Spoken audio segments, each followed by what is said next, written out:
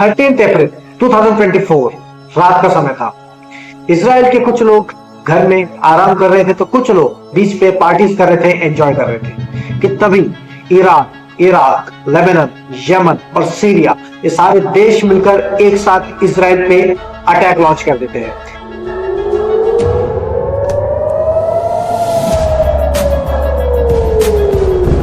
इसमें वो 170 से भी ज्यादा बॉम्बर ड्रोन और 300 से भी ज्यादा मिसाइल के साथ इसराइल पे ताबड़तोड़ अटैक करते हैं। इससे कि इतने बड़े अचानक किए हुए हमले के बावजूद भी इसराइल की ना ही कोई प्रॉपर्टी डैमेज हुई, ना ही इसराइल के किसी इंसान को खरोच तक आई।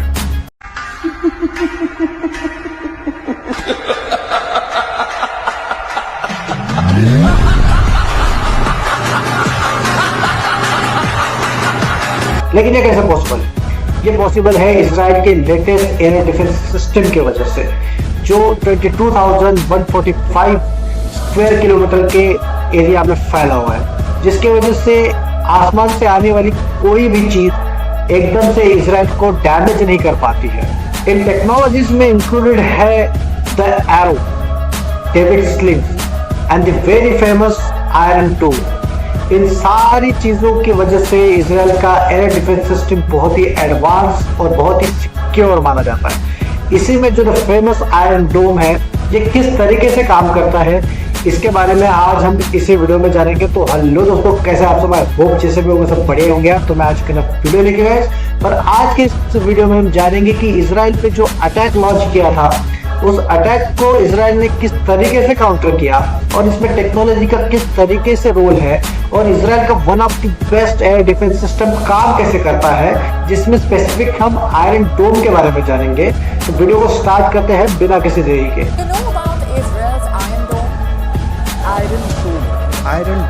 The Iron Dome. The very famous Israeli air defense system Iron Dome को इसराइल की कंपनी राफेल डिफेंस बनाती है। इसका फर्स्ट यूज 2011 में किया गया था और ये पूरी तरह से मूवेबल है। इसको ट्रक पे लोड करके कभी भी कहीं पे भी डिप्लॉय किया जा सकता है। और जो आयरन डोम टेक्नोलॉजी है, ये 3 पार्ट में काम करती है। इसका सबसे पहला पार्ट होता है रडार, उसके बाद में सेकंड पार्ट होता है कंट्रोल सिस्टम, उसके बाद में थर्ड पार्ट होता है लॉन्चर, उसे बैटरी भी कहते हैं। तो इन 3 पार्ट को मिलकर ये पूरा का पूरा आयरन डोम डिजाइन या फिर टेक्नोलॉजी ऑपरेट करती है।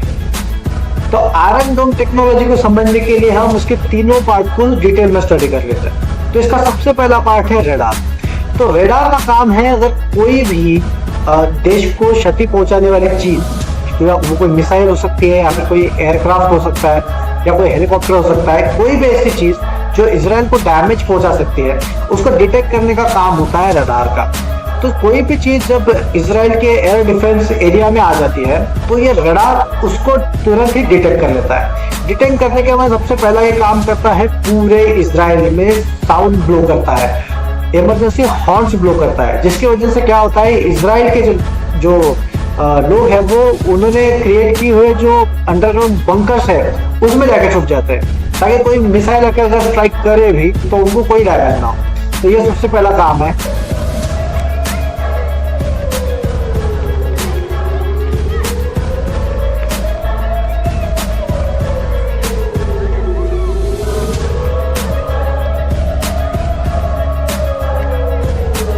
उसके बाद में वो जो है, ये सारी इंफॉर्मेशन इस आयरन डोम के सेकंड पार्ट यानी कि कंट्रोल सिस्टम को भेजती है। तो कंट्रोल सिस्टम के बारे में अभी जान लेते हैं। तो ये जो कंट्रोल सिस्टम है, इसको जब रडार इंफॉर्मेशन पहुंचा देता है कि कोई मिसाइल हमारे एरोस्पेस में एंटर कर गई है, तब कंट्रोल सिस्टम का काम होता है उसको स्टडी करके एनालाइज करना कि वो मिसाइल कौन से लोकेशन पे जाके स्ट्राइक करेगी, क्या वो एक सेफ्टी जोन में है या फिर एक नॉन सेफ्टी जोन में है। इन सबको कैलकुलेट करने का काम जो है वो कंट्रोल यूनिट में किया जाता है। ये काम या तो ऑटोमेटिक हो सकता है या फिर मैनुअली भी किया जा सकता है। जब कंट्रोल सिस्टम को लगता है कि कोई एनिमी मिसाइल हमारे इंपॉर्टेंट लोकेशन को टारगेट करेगी या फिर स्ट्राइक करेगी, तो वो इंफॉर्मेशन वो आयरन डोम के थर्ड पार्ट को भेज देती है, जिसे हम कहते हैं लॉन्चर या फिर बैटरी। उसकी एक बैटरी में 20 मिसाइल्स होती है, जिसको कहते हैं तामीर मिसाइल। तो जब भी कोई इस तरह की कंडीशन होती है कि जिसमें चांसेस है कि कोई एनिमी मिसाइल हमारे इंपॉर्टेंट लोकेशन को आके टारगेट करेगी, तो उस टाइम पे जो है तामीर मिसाइल लॉन्च कर दी जाती है बैटरी सिस्टम से। तो बैटरी सिस्टम से जब तामीर मिसाइल लॉन्च होती है तो उसको जो है जमीन पे मौजूद जो रडार सिस्टम है वो गाइड करता है कि मिसाइल एग्जैक्टली अभी कहाँ। तो उस गाइडेंस का इस्तेमाल करके वो जो तामीर मिसाइल है वो दुश्मन के मिसाइल के पास जाके खुद को ब्लास्ट कर देती है। तो खुद को ब्लास्ट करने की वजह से खुद डिस्ट्रॉय हो जाती है और जो एनिमी कंट्री की जो मिसाइल या फिर कोई भी एयरक्राफ्ट है उन सबको भी डिस्ट्रॉय कर देती है। तो इस तरीके से जो है दुश्मन का कोई भी जो अटैक है उसको काउंटर करने के लिए आयरन डोम सिस्टम को यूज किया जाता है। इस तरह का पूरा उसका मैकेनिज्म होता है। अब हम बात कर लेते हैं तामीर मिसाइल के बारे में जो आयरन डोम में यूज होती है। तामीर मिसाइल अपने आप में एक बहुत ही एडवांस टेक्नोलॉजी है। ये एक इंटरसेप्ट टाइप की मिसाइल है जिसमें गाइडेंस सिस्टम लगा होता है जो ग्राउंड पे प्रेजेंट रेडार के मदद से ऑपरेट होता है। अगर तामीर मिसाइल किसी टारगेट को मिस भी कर देती है हवा में तो ग्राउंड पे प्रेजेंट जो रेडार सिस्टम है उसके मदद से वो फिर से अपने टारगेट की तरफ फिर से उस मूव करके फिर से उसको फॉलो करके डिस्ट्रॉय कर सकती है।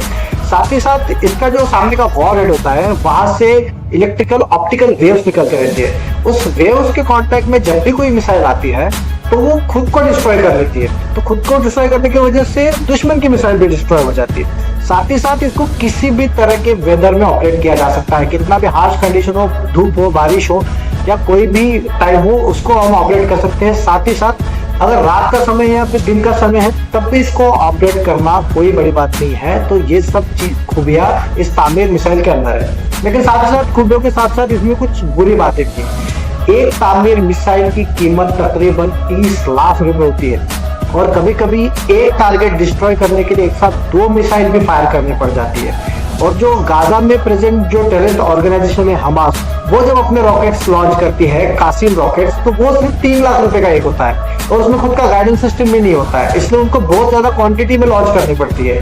5000, 3000, 4000 ऐसे क्वांटिटी में जब वो मिसाइल लॉन्च करती है तो आप खुद कैलकुलेशन लगा लीजिए, एक तामीर मिसाइल 30 लाख रुपए तक की है। तो इतनी ज्यादा मिसाइल को डिस्ट्रॉय करने के लिए इजराइल को कितना ज्यादा पैसा खर्चा करना पड़ता होगा।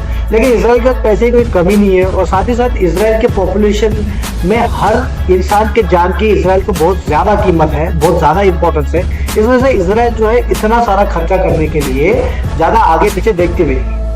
अब बात कर लेते हैं आयरन डोम के प्रोटेक्शन करने की एरिया की, मतलब कितना एरिया आयरन डोम का जो एयर डिफेंस सिस्टम है वो कवर कर सकता है, कितने एरिया तक वो प्रोटेक्शन प्रोवाइड कर सकता है। तो आयरन डोम का एक नॉर्मल जो है वो काम करने का जो एरिया है वो 10 किलोमीटर तक है। यानी कि 10 किलोमीटर के अंदर कोई भी अगर ऑब्जेक्ट इजराइल के एरोस्पेस में एंटर करता है तो वो उसको डिस्ट्रॉय कर देता है। तो इसीलिए उन्होंने बहुत अलग अलग तरह के एयर डिफेंस सिस्टम डेवलप किए, जैसे कि स्पाइडर शॉर्ट रेंज है वो 20 किलोमीटर तक एरिया कवर करता है। उसमें स्पाइडर मिडल रेंज है वो 50 किलोमीटर एरिया तक का प्रोटेक्शन देता है। उसके बाद में है डेविड स्लिंग जो है स्टार्टिंग में मैंने बात की थी, 160 किलोमीटर तक का एरिया जो है वो प्रोटेक्ट करता है। उसके बाद में जो एरो है वो ज्यादा एरिया प्रोटेक्ट करता है। तो इस तरह से अलग अलग तरह के रेंज की जो है एयर डिफेंस टेक्नोलॉजी जो है इजराइल ने डेवलप की है और इसी से वो अपने देश को बहुत अच्छे तरीके से प्रोटेक्ट करता है। साथ ही साथ आयरन डोम टेक्नोलॉजी जो है वो जो इजराइल के शिप्स है जो वॉर लड़ने के लिए शिप जाते हैं उस पे तक डिप्लॉय करके रखे हैं कि मान लीजिए उनके अगर शिप पे अटैक होता है समुद्र में तो ये आयरन डोम टेक्नोलॉजी है वहां पे भी यूज में आती है और शिप को प्रोटेक्ट कर लेती है। तो इतनी इंपॉर्टेंट टेक्नोलॉजी है इजराइल के पास आज के तारीख में ऑपरेट कर रही है। और भी मल्टीपल रीजन है जिस वजह से इजराइल ने इतना बड़ा जो अटैक है वो सर्वाइव कर लिया बहुत अच्छे तरीके से। सिर्फ इस टेक्नोलॉजी की वजह से ही नहीं, इसमें जियोपॉलिटिकल चीज़ें भी हैं, बाकी देशों ने भी उनकी हेल्प की है इन सब चीज़ों को काउंटर करने के लिए। तो काफ़ी सारी चीज़ों को मिला के इजराइल ने खुद को प्रोटेक्ट कर लिया है। लेकिन मैं जो है सिर्फ साइंस से रिलेटेड या फिर टेक्नोलॉजी से रिलेटेड चीज़ों पे ही बात करता हूँ, इसलिए मैंने सिर्फ आयरन डोम टेक्नोलॉजी के बारे में ही आपसे डिस्कशन किया है। बाकी अगर आपको जानना है कि इजराइल ने खुद को किस तरीके से प्रोटेक्ट करके रखा है और भी इस तरह के खतरों से, तो इसके लिए आप कोई भी यूट्यूब पे दूसरा वीडियो देख सकते हो। तो इसलिए मैंने जियोपॉलिटिकल चीज़ों को इसमें इंक्लूड नहीं किया है, सिर्फ जो टेक्नोलॉजी से रिलेटेड चीज़ है उसको मैंने कवर किया क्योंकि मैं इजराइल के एयर डिफेंस सिस्टम से बहुत ज़्यादा इंप्रेस था। इस वजह से मेरा वीडियो बनाने का मन किया और मैंने इस पर वीडियो बनाया। बाकी तो आई होप आपको इस वीडियो से कुछ नया सीखने मिला होगा, कुछ नई नॉलेज मिली होगी। तो अगर ऐसा है तो वीडियो को लाइक कर देना, और अगर आप इस बारे में किसी को बताना चाहते हो तो शेयर कर देना, और चैनल को सब्सक्राइब जरूर से जरूर करना। सपोर्ट की बहुत ज्यादा जरूरत है। और आपको अगर किसी टॉपिक पे वीडियो चाहिए या फिर कोई क्वेश्चन है तो आप कमेंट कर सकते हो। बाकी तो हम मिलते हैं नेक्स्ट वीडियो में, तब तक के लिए एंजॉय।